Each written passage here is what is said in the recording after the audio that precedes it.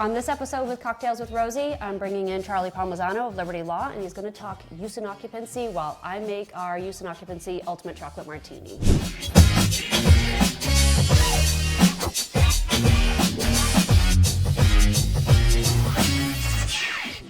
Welcome, Charlie. Thank you, Rosie. Thanks for having me. So tell me what a use and occupancy is to start.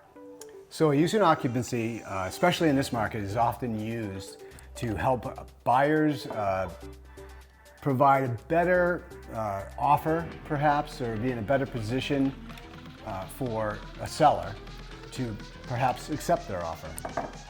So what is it? What does it do?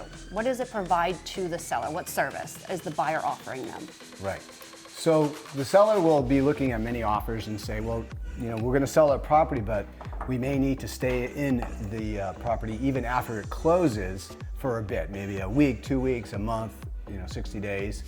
And if a buyer says, okay, I'm willing to do that, but we're going to have to draft up a use and occupancy, meaning that you can stay in the property for that amount of time, but we need to be protected to make sure the property's in good order while you're there, and that when you leave, you say you're going to leave, and we don't have to start an eviction process. Right, so it's like renting your own home after you sell it. Right.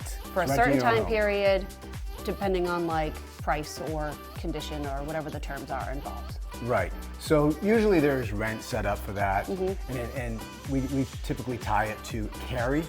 So in other words, your mortgage interest, your taxes and your insurance and your principal are all calculated in, so that way you don't have to come out of pocket for anything during that time period.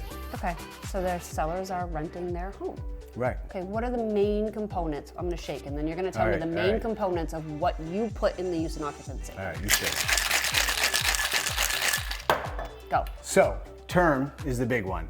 So let's just use an example of 30 days. You're going to allow the seller to stay in the property for 30 days. So we need to make sure that those dates are embedded into the use and occupancy agreement. Okay, term. Go. Right, so in addition to that, what we want to say is, okay, then you're going to leave after the 30 days. Now this is the big one. This is why we say use and occupancy. It is not a tenancy, meaning it doesn't fall under the laws of, say in this case, Massachusetts. And we don't have to go before an eviction court if the people aren't leaving on that day. Ah, good to know. Yeah, it's a pretty powerful tool, so a judge won't need to look at it in the event the seller decides not to leave. And in my 30 years doing this, I've never really seen where a seller has stayed beyond that term. No, they're basically using it in order to secure the next property, right? Yes. That's typically why we write a use and occupancy. In low inventory markets, we are using this tool to help buyers secure a home and using it for the sellers to help them get their next home. Yeah, which is why we're kind of talking about this in this heated market. Yep. It's really important for you as a buyer, for example, to say, I want to give the best possible offer. One of the things in that offer is the ability for you, seller, to stay in that property a little bit longer. It gives you a lot more flexibility. Great. Great. Thank you, Charlie. You're welcome. Ooh, these look good. Cheers. Cheers.